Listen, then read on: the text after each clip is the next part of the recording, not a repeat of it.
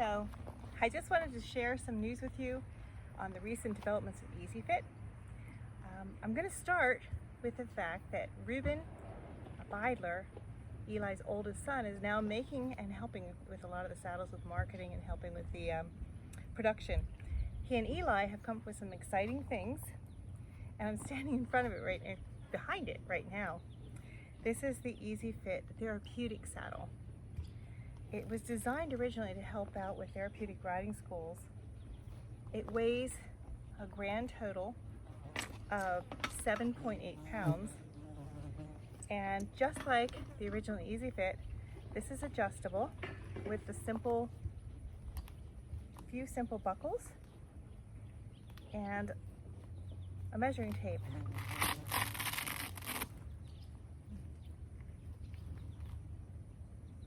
Ruben called me about this to tell me about it because I had seen it on the website that he recently developed, and it's basically a bareback pad with help. And I asked him if he could explain it a little bit more to me, and he said, I'm gonna send you one. So here it is. It came within 2 days, and he asked me to look it over and give opinions. I'm pretty impressed. It's amazing little piece of equipment for horses. This creates a pommel that you can hold to mount. Like the regular EZFit, you can mount from the ground.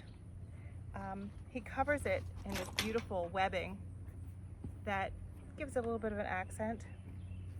The body is suede, gives you a lot of grip on your seat when you're riding.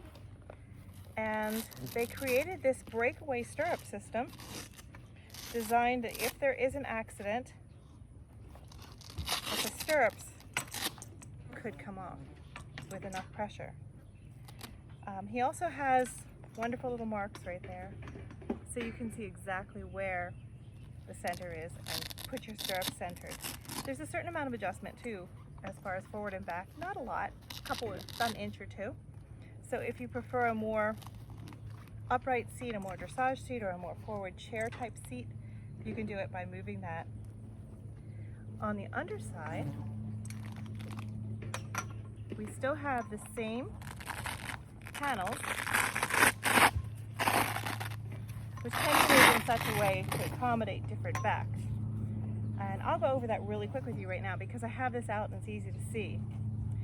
If you have a horse that tends to be uphill, okay, so the front withers are higher than the back. It's kind of horse lingo, and sometimes it can be a little confusing. What you're going to do is move the panels so that it's slightly lower, so that contact with the shoulder blades is at a slightly different place.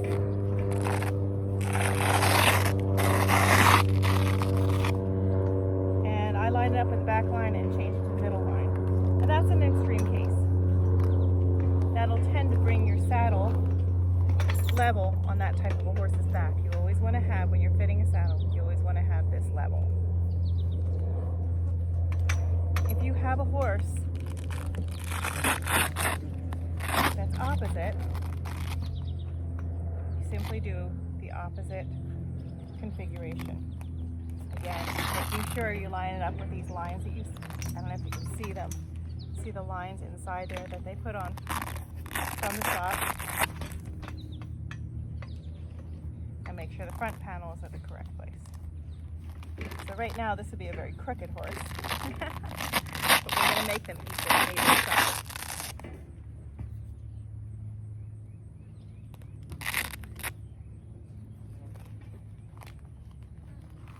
That'll make the rider sit a little more back further. It'll move your center of gravity toward the back of your horse more. Okay? A lot of riders were saying that they appreciate the centerfire rigging because it does create a lot of stability. But in this case, this is the English rigging, and the English rigging buckles in with a traditional English girth. Ruben was kind enough to send me this girth right along with it. This is one made at his shop, and I was impressed. This particular one does not have the elastic, but I know they do make it with elastic if you ask. And it's the tacky 2 material on the back, which is a nice grippy material. has air pockets, air holes in it so it breathes. And he also has keepers for the extra leather. So as the billets, you put the billets through, you can slide the billets into these keepers and keep your whole package much nicer and neater. Stirrups are traditional bell stirrups, Western bell stirrups. They're plastic, they're not heavy. Actually, I believe there's some kind of polyurethane, but I'm not actually sure what the material is. He buckles them in such a way so the buckle is not against your thigh, but wearing chaps or half chaps is always more comfortable when you're dealing with the finer, thinner stirrups. And this particular saddle is toast with a black body, but it comes in any of the suede colors that you see on the website. So you can have this in black, you can have this in chocolate, you can have this in blue, green, red, turquoise, and like a sassy brown, if I'm not mistaken. It's like a chestnut. Okay. I weighed this. One of the first things I did when I pulled out of the package was I weighed it on the scale, and it was 7.9 pounds, 7.8 pounds. With the girth, it adds a pound to it, so it made it so lightweight to carry.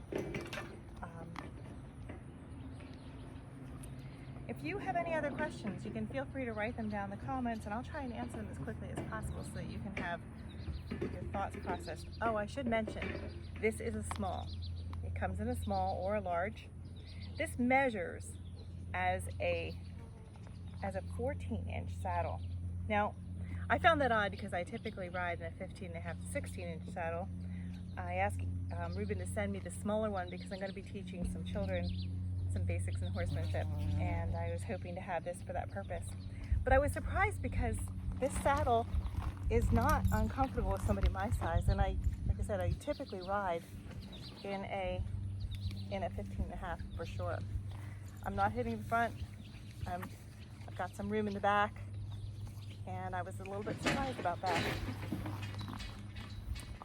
Well, thank you for watching, and if you have questions, once again, please post them in the comments section, and I'll try and help you out.